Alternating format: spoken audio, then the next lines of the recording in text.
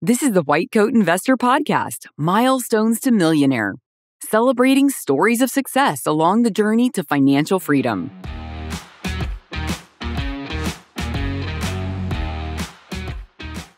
This is Milestones to Millionaire Podcast number 137.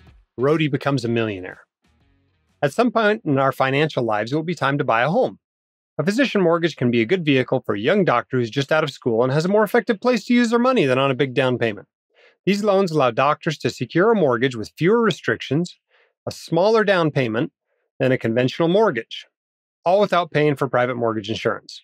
But if you're further advanced in your career or deeper into your journey to financial freedom, buying a home with a conventional mortgage and then later on potentially refinancing that loan to a better rate with a shorter time frame could be a great move. Wherever you are in your financial journey, make sure you use the mortgage that will be most financially beneficial for you. Hop over to our recommended tab to learn more about all of your mortgage and refinancing options at whitecoatinvestor.com/mortgage. You can do this, and the White Coat Investor can help. Welcome back to this podcast. If it's new to you, welcome.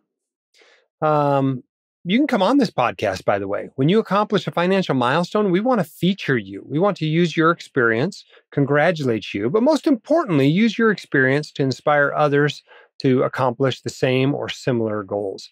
We're all working together here, right? On our individual goals. It's a single player game, but we can still take inspiration from other people. If you'd like to apply to come on the show, it's whitecoatinvestor.com/milestones.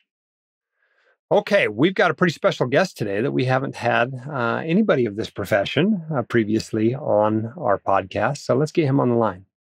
Stay tuned afterward. We're going to talk a little bit about retirement accounts for the self-employed. Our guest today on the Milestones to Millionaire podcast is Miles. Welcome to the podcast, Miles. Thanks. Congratulations on your recent accomplishment. You have become a millionaire. Congratulations. Yes. Thank you very much. Was this a big goal for you? Something you've wanted to do for a long time? Yeah, right. Like I've been intentional about it. There's certainly goals beyond $1 million, but it was, like you said, a milestone to hit. Well, we've had lots of millionaires on this podcast. I mean, this is episode 139. We've been doing this for quite a while. What we have never had, however, is somebody of your profession come on the podcast and share any milestone, much less becoming a millionaire. Can you explain to people what you do for a living? I'm a concert roadie nowadays. I used to do circus roadieing, right? Like just like you see in the movies, this is Spinal Tap or whatever. I travel the world putting up concerts and taking them down. So when did you start doing that? Shortly out of college, or I guess even in college to pay for it. I was a local stagehand and wanted to travel after I graduated. And thought this would be a nice way for someone else to pay for me to travel. Huh. What was your college degree in? Civil and mechanical engineering. Mechanical engineer, and you walk out and go, I'm going to be a roadie. Tell me about that decision. Yeah, really, it was, I graduated in the financial crisis, and there weren't a ton of jobs. I was applying to some, but wasn't very eager to do it. I was still doing, like I said, local stagehand rigging work. Where I lived, and when the circus came through town, it looked like a nice lifestyle and had the travel that I desired and an okay income, and that was it. I thought I would do it for a few years, and then I would scratch that itch, and then I've still been doing it more than a decade later. Huh. So you're how far out of college now? 13 or 14 years. 13, 14 years out. So mid-30s-ish. Yes. Okay. And what does it pay to be a roadie? It's a broad range, and there's lots of different, avenues like anything, freelancing or working for a company. Low six figures, like mid six figures is right, like my mid profession. And I don't see a whole lot of like upward mobility from there, but that's about where it is. So did that surprise you when you found out how much roadies made? A little bit. It's a bit like the military, I imagine. I've not served. However, when I hear your stories and others, right, there's a lot that's baked in. Like the salary is one component. Say you make $100,000, but you get a per diem of maybe $10,000 a year, and then you don't have to pay for your travel costs, your lodging, your food. All of this is provided for us by the tours. So we can keep our expenses super low if we desire to. Just like anything, there's lifestyle creep or trying to scratch other itches. Lots of people develop funny habits that can be quite expensive, but I've managed to keep mine pretty low. Yeah. The average household income in America is something like $60,000. Yeah. And I play hockey with a truck driver. He's a Yeah. truck driver. He told me he made $111,000 last year. He worked pretty hard, but he made $111,000 as a truck driver in our local area. There are a lot of jobs out there that make six figures that people never think about. Truly. And it sounds like Roadie can be one of those. Absolutely. Absolutely. So are you generally an employee or a contractor, or do you own the company, or how's it work? I've always been an employee. You know, in the mid 2000s, I was diagnosed with Crohn's disease, and it was kind of like pre-Obamacare. And I don't know. I guess I trained myself or told myself that I was going to be an employee just for health insurance from now on because the treatment is so expensive. And I don't know that that's necessarily the case anymore. I think you can buy health insurance that would cover the drugs, but I've always been an employee and been pretty happy doing that. Well, you're a millionaire. What's that made up of? If you divide your net worth into categories, what do you have? Sure. So we're kind of looking into two buckets: the U.S. Assets as well as Brazil. I live in Brazil. I'm calling from Rio de Janeiro. My taxable brokerage is 650. Roth 401k and IRAs are 300. 25k in I bonds, 25 in money market emergency fund, 15 in HSA, and 5,000 in checking. That's just over $1 million, I guess. And then in Brazil, we've got probably 25,000 in the banking system in US dollars, and another 125 in an apartment. So where'd all this money come from? I mean, was there an inheritance? Is there some family money you came into? Not Did at you win all. a Yeah, no, lottery, or is this all? Yeah. Sorry to interrupt. No. About a few thousand from a UTMA right after I graduated college. My parents gifted me, but other than that, it's purely earned income and capital gains. Okay, so rough numbers here. I mean, you make 100-ish a year for 13 years. That's 1.3 million, and you've got $1 million of it left. How did you do that? Yeah. Honestly, yeah, keeping expenses low, right? So much of it is provided for us, right? Like all of the things that uh, the travel budget most of us have has been mostly subsidized by my employers, which has been great. It's led to really fantastic trips and once in a lifetime experiences. And then, yeah, right. Like I think developing good habits in lifestyle as well as saving. How did you treat debt during your life? Uh, Ran from it. I definitely took out student loans in college, and it wasn't very much. It was maybe 35,000 in 2010, I think. And the first year of my first year working full time in a grown up job, I was able to pay that off before I went on tour. Crohn's disease has a lot of treatments, but most of the best ones aren't very cheap. They are not. How have you dealt with that particular expense in your life? A funny little story. While I was in college, I don't exactly remember what my insurance situation was, but it was a little bit precarious. And I got a Remicade infusion at the local healthcare facility. And a few months later, I got a bill for something like $30,000 or $40,000, and I had no money. Right, like I was washing windows the summer after college, just kind of putzing around, and that was an inconceivable amount of money. And I later found out, as I'm sure you and your listeners already know, the drug manufacturer subsidizes the cost of the copay or deductible or whatever, and they ended up paying for all of that. Now, right, like I've totally figured out the system. At least I think I have, to where I have a high deductible healthcare plan. My premium is almost nothing, and each year the drug manufacturer pays for the deductible and copay. So my healthcare cost is something like $5 a year. It's bonkers. Wow, it's pretty awesome. It has its downsides too, right? You have Crohn's disease. Well, yeah. I mean, I'm not saying Crohn's is awesome. I'm just saying it's awesome that it hasn't bankrupted you, that you've been able to build wealth despite it, right? Yeah, Because yeah. we've all, met lots of patients for whom their medical issues have really held them back in being financially successful, whether it's kept them from working or whether it's, caused them to spend all their money on healthcare or whatever. It's a big problem for a lot of people. So it's impressive that you found a way to overcome that. Thank you. Yeah, no, and otherwise I'm very healthy. I think I'm at least reasonably healthy. But that was tough to figure out the first year or two, and then it's been smooth sailing after that. Yeah. Most docs in their mid-30s are not millionaires. I was not a millionaire when I was your age. And, there's very much a delay to the career. And we talk about this a lot at the White Coat Investor because it's just, we have lots of upsides as doctors, like that high income, but a lot of downsides too, like the big debt at the beginning and a big delay in the start of our career. Talk to us a little bit about the advantage you kind of feel or felt from being able to start early with your investing process. Sure. It was nice to start with I think my first job paid $70,000 or $80,000 in 2011. And I kept my expenses very low as though I was still living in college. I had roommates. I didn't eat out a whole ton. I didn't go on a bunch of trips.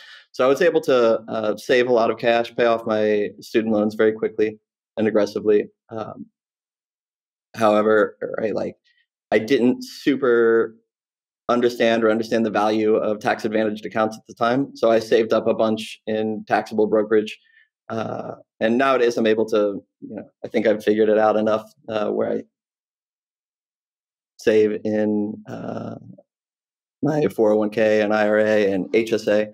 And I've achieved, reasonable growth in my taxable brokerage, but I feel like I missed out a bit on those early years of stacking paper in 401ks and IRAs that I didn't fully understand in my early and mid 20s. Well, what's next for you? I mean, what do you think about when you're like, well, what are your financial goals? Do you plan to try to become financially independent relatively soon, or do you plan to go become a mechanical engineer, or what are your plans going forward? Couple things, right? So one of the I say this half in jest. One of the motivating little scenes that I remember was a movie called The Gambler in 2014 with Mark Wahlberg. There's a monologue with John Goodman where he's talking about having FU money, right? Like, you got a boss you don't like, FU. Someone asks you to do something you don't want to do, FU. You got, your house, your car, your fortress of solitude. And I took that to heart and in the fun way, right? Like the job that I do is very physical, and I don't think there's a lot of long-term longevity. There aren't people in their mid 60s and late or into their 70s working in my industry. So there's a shelf life to it, and it's hard. So would like to have an out to not do that job if I choose to, or get pushed in a tough way.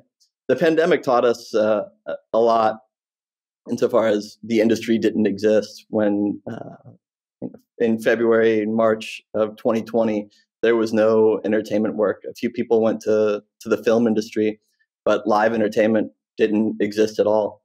So the first year I was posted up in our apartment in Brazil, and my wife and I learned that we can live on her income comfortably, and I don't necessarily have to work, but I do enjoy it, find fulfillment in the work. So the second year of pandemic, I took a job at Tesla in Fremont, and we moved to Fremont for the year. And right, like that taught me that I have transferable skills outside of live entertainment. I wasn't an engineer there. I did other types of work, but it was super fun.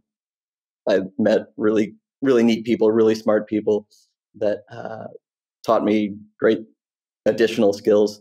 So that's nice to know that there's an avenue outside of live entertainment that isn't going back to school to get a master's or trying to remember the stuff that I learned, 15 years ago. Right. But when you got a chance, you went back to being a roadie. Yes, I did. Yeah, I do love the work. What does your wife do for a living? She's a a graphic designer and product designer at a science museum in Brazil. Okay. So Brazilian wages down there, I presume. Yes, sir. Yeah. Okay. But these numbers are all combined numbers that you gave us earlier. Yes. Okay. Very cool. Well, congratulations to both of you. That's pretty awesome. So what advice do you have for somebody that's, coming up on the end of college, maybe doesn't really like their major anymore, and maybe doesn't want to go to law school, doesn't want to be a doctor, but still wants to be financially successful? What advice do you have for them? Sure, right. Like there are plenty of jobs in the trades and otherwise that don't require a lot of education or like with non-applicable education, just like the truck driver you mentioned earlier. There are plenty of jobs with totally reasonable salaries that with like the things we talk about every day and Dave Ramsey stuff, like living below your means, being disciplined, being intentional, that like can totally lead to a fulfilling career, comfortable lifestyle, and be able to save money for retirement or fun or retiring early. These are all very possible. Awesome. Great advice, Miles. And thanks so much for being willing to come on the Milestones to Millionaire podcast and share your experience and inspire others to do the same. No, thank you so much. I really appreciate everything you do and love listening to your stuff. I listen to either you or Dave Ramsey while I wash the dishes every day. And I super enjoy it. The dishes or listening? So, the listening more. I really don't like washing dishes, but it's a compulsive thing that I do. It's like having. Well, I'm glad we can make your chore a little bit more enjoyable. Truly, thank you so much.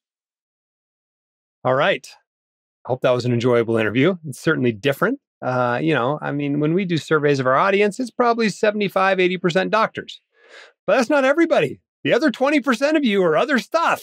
And sometimes it's other stuff that's really interesting. I don't know anybody that works as a roadie prior to doing this recording. And so it's pretty cool to glimpse into the lives of other people and realize that, guess what?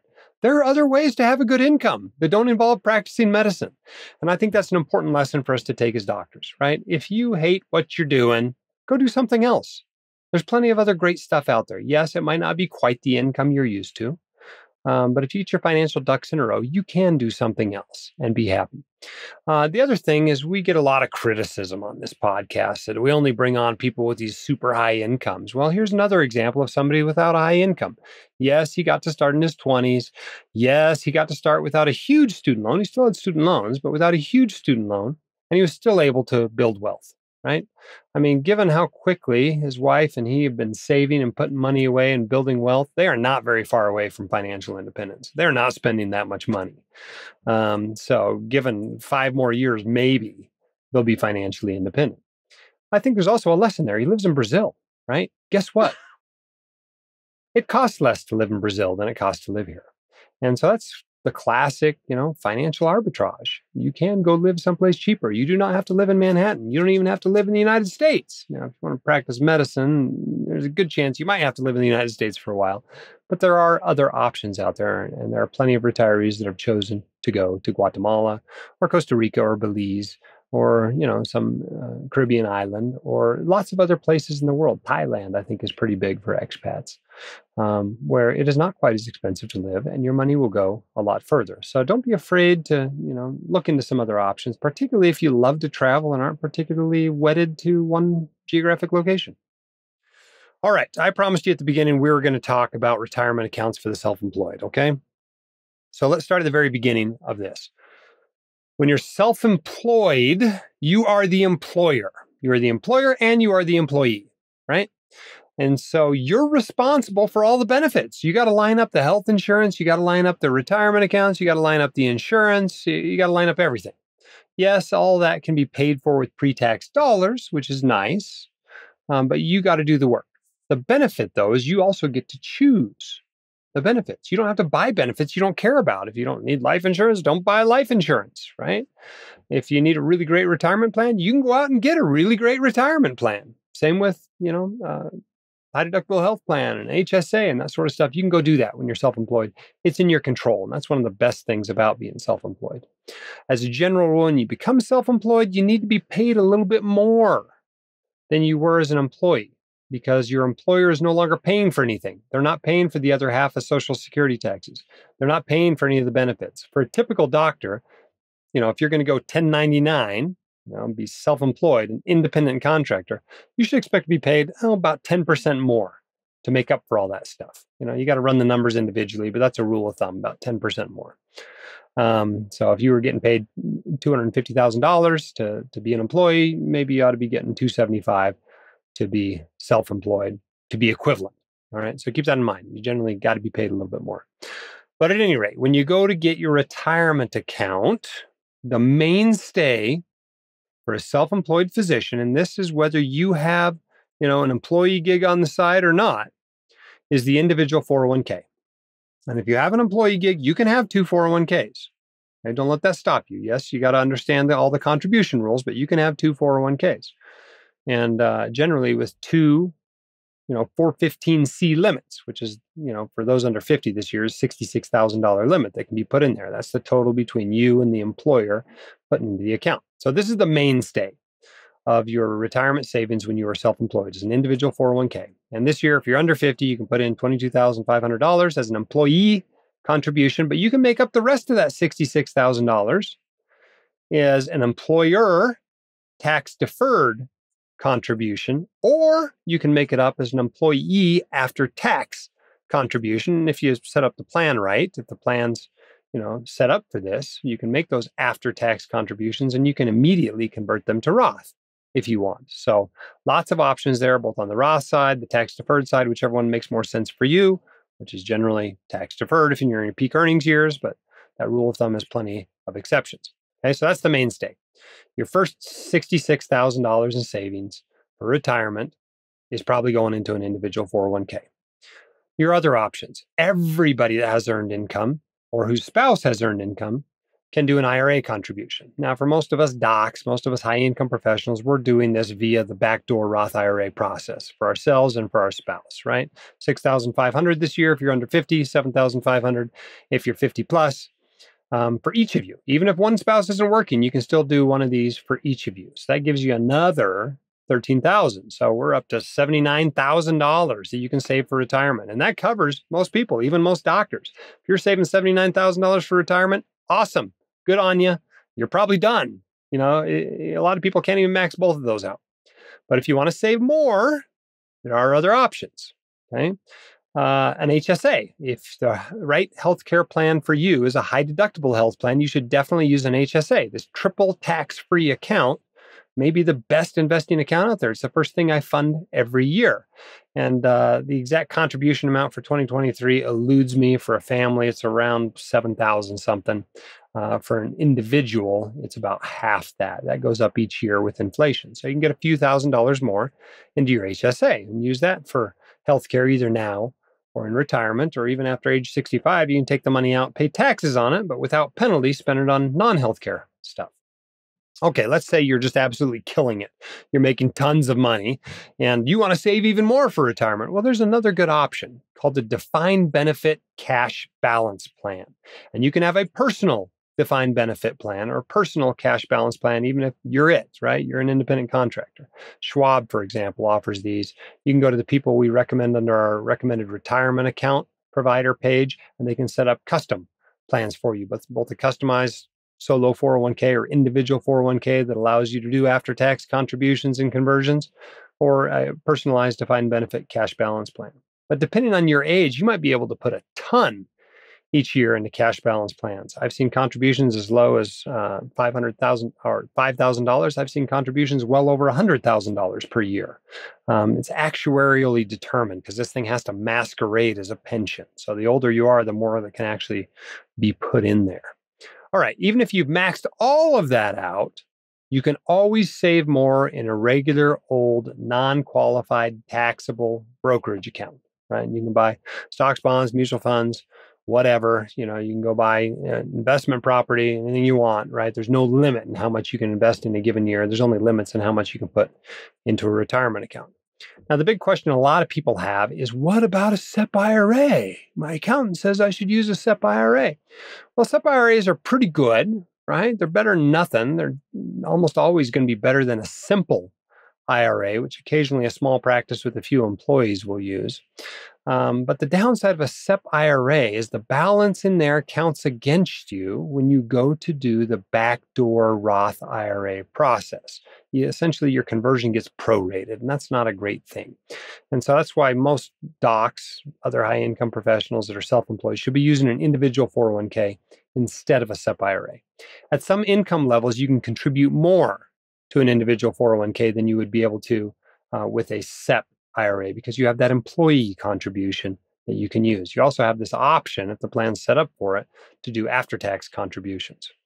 Now, starting this year, SEP IRAs are supposed to be accepting Roth contributions, which would obviously keep you from being prorated, might solve that issue. In practice, I'm not sure I've run into one yet that's taking Roth contributions, but hopefully by the end of the year, you'll see that at Vanguard, Fidelity, Schwab, those sorts of places. But as a general rule, SEP IRA is the wrong choice for a doc. A solo 401k, or also known as an individual 401k, is the right option. Okay? Once you have employees, this is no longer a do-it-yourself game. You need professional help. You ought to get your practice studied. We got that list of retirement account providers on our recommended list. You ought to talk to those people and help them decide what the right plan is for you and your practice or your small business. It might be a 401k. It won't be a solo 401k, not once you have employees that aren't your spouse. It might be a SEP IRA. It might be a simple IRA. It might be no plan at all. But you got to kind of have your, practice and employees and how much you want to save studied to figure out what the right plan is for you. I hope that's helpful in understanding self-employed retirement accounts and how they fit into your life.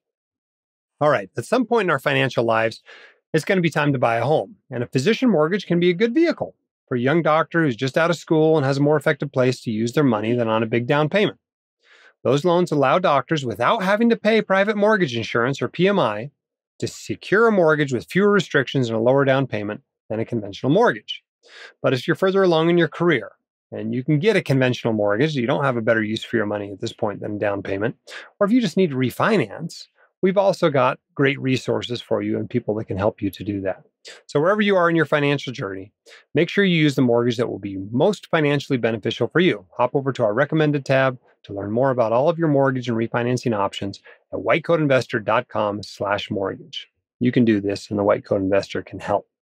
All right, we've come to the end of another great podcast episode. I hope you're enjoying the podcast. Send us feedback if you'd like to see something different. If you'd like to be on it, whitecoatinvestor.com/milestones. We'd love to celebrate your milestone with you. Keep your head up and shoulders back. You can do this. We'll see you next time on the podcast. The hosts of The White Coat Investor are not licensed accountants, attorneys, or financial advisors. This podcast is for your entertainment and information only. It should not be considered professional or personalized financial advice. You should consult the appropriate professional for specific advice relating to your situation.